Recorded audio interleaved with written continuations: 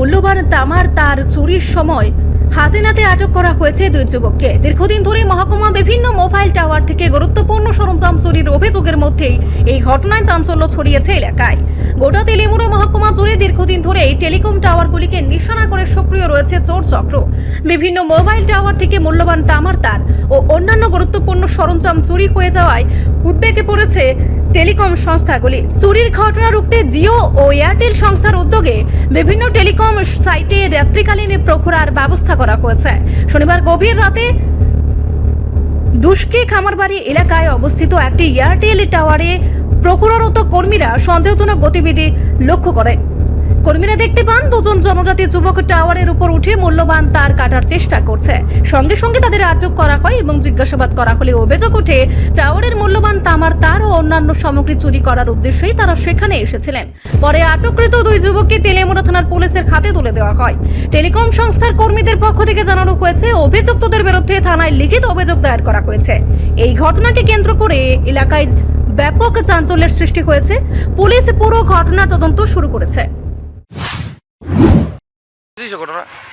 তো গত অনেকদিন ধরে সেটা আমরা টেলিকম সাইডের থেকে এয়ারটেল প্লাস জিও সাইডের থেকে কন্টিনিউয়াসলি পাওয়ার কেবল থেফট হইতেছে, চুরি হইতেছে। এবং এগুলো সবগুলো কপার কেবল, তামার কেবল, এবং এগুলোর রেট আছে 1 মিটারের দাম হইতেছে প্রায় 1000-এর উপর। তো আমরা অপারেশন চালাইতে খুব কষ্ট হইতেছে অনেকদিন ধরে সেটা। তো আমরা industry technician plus Jio technician সবাই মিলে পেট্রোলিং দিতেছি। তো থানার মধ্যেও জিডি এন্ট্রি করা আছে, জিডি এন্ট্রি করছি প্লাস।